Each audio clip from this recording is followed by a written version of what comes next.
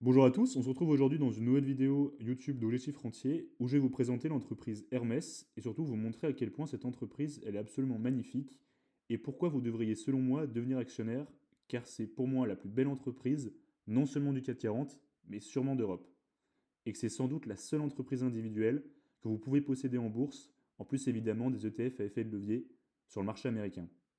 Donc dans cette vidéo, je vais d'abord vous présenter l'entreprise Hermès, puis vous montrer aussi les chiffres financiers de cette entreprise pour vous expliquer à quel point cette boîte elle est absolument magnifique et essayer surtout de vous convaincre pour vous dire qu'il faut à tout prix que vous deveniez actionnaire de cette société.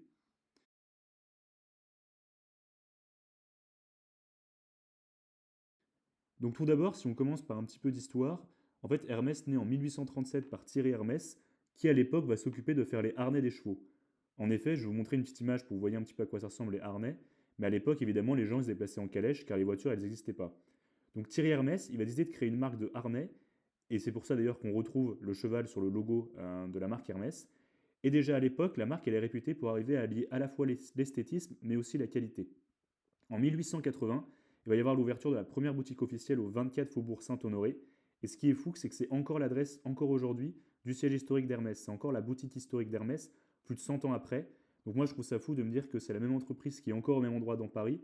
Et ça prouve à la fois la stabilité de l'entreprise, mais aussi tout l'héritage qu'elle a et tout l'héritage qu'elle souhaite garder. Et en fait, le point vraiment important dans on va dire, la vie d'Hermès, il arrive en 1922 avec Émile Hermès. En fait, il va revenir d'un voyage au Canada, il se rend compte là-bas que les capotes de voiture, elles existent et qu'elles se défont très facilement grâce à un système de zip. Et lui, il se dit, ça peut être hyper pertinent d'utiliser ce système de zip pour les sacs.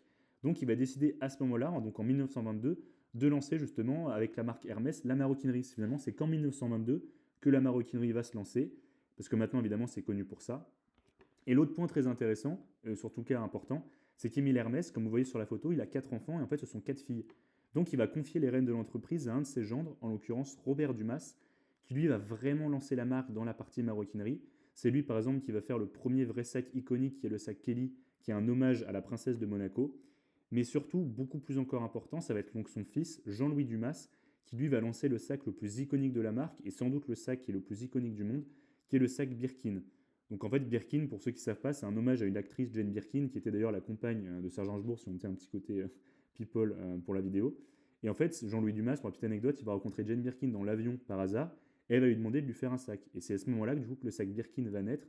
Et ce qui est fou, c'est que je vais trouver des articles qui vous montrent que le sac Birkin, c'est le modèle de sac le plus pris en photo sur les réseaux sociaux. C'est vraiment le sac qu'on veut afficher pour montrer une certaine réussite. Et quand on sait à quel point les réseaux sociaux ils vont devenir de plus en plus importants dans nos vies, ils vont continuer de prendre de l'importance, on n'est pas du tout inquiet de l'avenir de ce sac, en tout cas de l'avenir de la demande pour ce sac. D'ailleurs, pour information, pour se procurer un de ces sacs en boutique, il faut en moyenne entre 3 et 6 ans. Donc ça vous montre à quel point la demande elle est importante sur ce sac-là, mais aussi à quel point Hermès arrive très bien à en maîtriser la rareté. Et en fait, c'est des sacs qui sont tellement difficiles à obtenir en boutique, parce que comme on l'a vu, il faut en moyenne entre 3 et 6 ans pour en obtenir, que la valeur de ce sac, elle explose totalement sur le marché de la seconde main, parce qu'il y a une très forte demande. Je vais vous mettre là sur l'écran Vestiaire Collectif, qui est une plateforme de revente pour les produits de luxe, et vous voyez que les prix pour ce modèle, c'est absolument fou. On est à quasiment 10 000 euros le sac. Donc c'est pour vous montrer à quel point ça prend de la valeur aussi sur le marché de la seconde main et que c'est aussi même un placement financier. Et on fait un dernier point sur l'historique. Donc le dernier point important, c'est que l'entreprise aujourd'hui, depuis 2013, elle est dirigée par Axel Dumas, donc le neveu de Jean-Louis Dumas, qui est celui qui avait créé le Birkin. Et pourquoi je vous parle de ça et pourquoi j'insiste autant sur le fait que c'est toujours la même famille? C'est parce qu'en fait, il y a des articles qui vous montrent que les entreprises familiales, elles sont beaucoup plus performantes en bourse. Pourquoi? Parce qu'en fait, les choix qui vont être faits par les dirigeants, donc par les membres directs de la famille, ils sont faits vraiment pour la stratégie à long terme. En fait, ils ont une vraie attache personnelle à l'entreprise, et en plus de ça, ils se disent, bon, bah, dans quelques années, je vais donner les rênes de l'entreprise à mon fils, à un de mes neveux, donc il faut que je fasse des choix stratégiques aussi pertinents pour les futures générations. Donc ils vont vraiment être beaucoup plus rationnels dans les choix, ils ne vont pas faire du court terme. Là, la différence dans de grands groupes où souvent les dirigeants ils partent au bout de 3-4 ans, une fois qu'ils ont fait leur mission, ils partent. Là, c'est pas du tout le cas. Et en fait, il y a des études qui ont vraiment montré que ces entreprises qui sont encore dirigées par les membres fondateurs ou par des membres de la famille historique, ils vont avoir un bilan financier beaucoup plus sain et qu'en général, un bilan plus sain, ça va amener des meilleures performances boursières. Parce qu'évidemment, une entreprise de meilleure qualité financière, elle va souvent avoir de manière générale une performance boursière supérieure. Donc moi, je trouve ça hyper intéressant de se dire en fait que Hermès est encore géré aujourd'hui par la famille historique et que ça se traduit justement souvent ce type d'anecdotes par des performances boursières qui sont supérieures. Et d'ailleurs, quand on se penche un petit peu sur justement l'historique un peu financier d'Hermès, en tout cas l'histoire de la performance boursière d'Hermès, On est à plus 242% sur 5 ans. Moi, je trouve ça absolument fou. C'est vraiment une entreprise qui a très très bien performé par le passé. Et ce qui va être intéressant, c'est essayer de comprendre mais comment ça se fait que l'entreprise, elle a justement réussi à faire 242% en 5 ans, et donc de faire un petit peu une analyse financière de l'entreprise, de regarder un petit peu les chiffres. Donc quand on regarde les chiffres, la première chose que je regarde, c'est l'analyse géographique des ventes. En fait, je regarde si c'est un peu bien réparti, s'il n'y a pas une zone géographique qui est un peu trop importante. Là, quand on regarde, on voit que les ventes, elles sont assez bien réparties.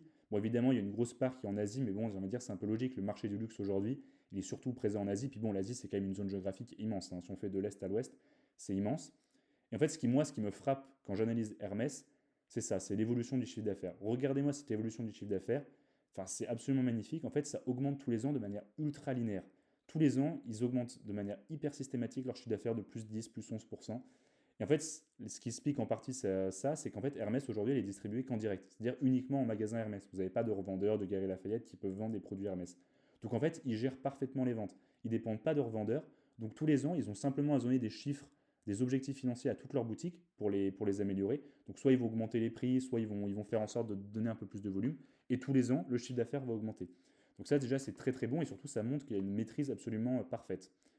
L'autre point crucial quand vous analysez une entreprise, au-delà de la croissance du chiffre d'affaires, c'est de regarder la marge. Pourquoi? Parce que si la marge de l'entreprise elle est élevée, alors ça signifie qu'elle a un vrai avantage, qui peut être par exemple l'image de marque. D'ailleurs, dans l'occurrence d'Hermès, c'est ce qui est le cas.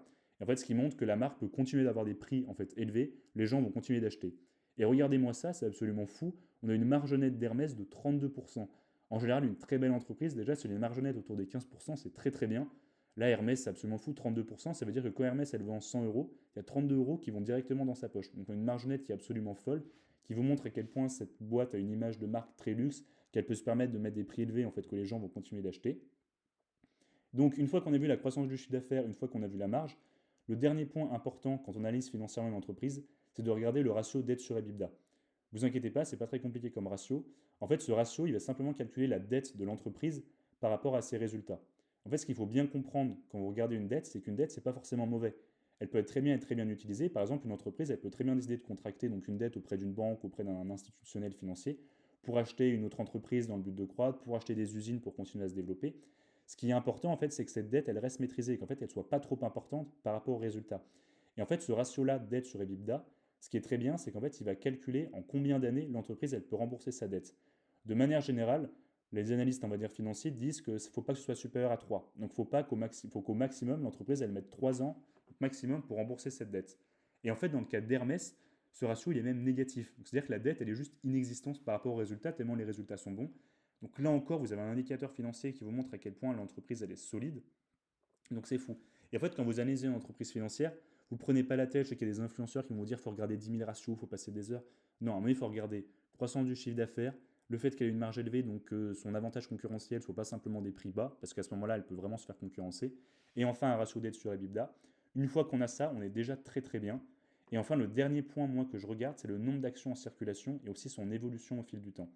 Pourquoi? Parce que je pense que vous le savez, mais la bourse, c'est une question d'offre et de demande. Plus vous avez de la demande, plus donc ça veut dire que les gens ils veulent acheter un produit, et dans le même temps, si l'offre est limitée, les prix augmentent. C'est comme tout, hein. Vous avez beaucoup de personnes qui veulent quelque chose, et ce quelque chose en question, il y en a très peu, les prix ils augmentent, hein. Comme le Bitcoin, hein, d'ailleurs, si on fait un autre parallèle. Et là, vous voyez, donc non seulement il y a déjà une tendance baissière au fil des années, c'est-à-dire que tous les ans, le nombre d'actions diminue. Comment ça s'explique? C'est qu'en général, les boîtes elles font ce qu'on appelle du rachat d'actions, c'est-à-dire qu'elles vont nantir en fait une partie des actions, elles vont utiliser des millions pour acheter des actions, puis les nantir, donc ça va diminuer le nombre d'actions en circulation. Donc là, la tendance baissière elle est importante, mais ce qui est important aussi de regarder, c'est de regarder aussi le nombre d'actions en circulation. Pourquoi? Parce que comme je l'ai dit, c'est une question d'offre et de demande, moins il y a d'actions, mieux c'est. Et dans le cas d'Hermès, c'est très très peu, on est à 105 millions, et en fait 105 millions, c'est absolument rien. Pour vous comparer, je vous ai mis une action comme par exemple LVMH qui est très bien connue en France, il y en a plus de 500 millions. Donc en fait, il y en a 5 fois plus en circulation d'actions LVMH que d'actions Hermès. Donc finalement, l'action Hermès, elle est 5 fois plus rare que l'action LVMH.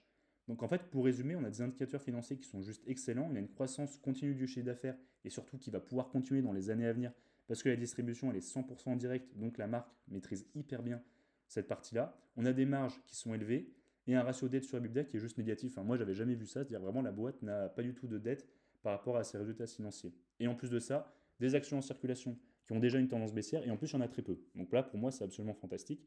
Maintenant qu'on a dit ça, on va voir si ces résultats financiers exceptionnels, si cette excellence d'un point de vue financier, elle se traduit sur le cours de bourse. Et donc là, ce que je vais faire, c'est que je vais faire une comparaison sur 5 ans Pour moi, 5 ans, c'est déjà une durée intéressante.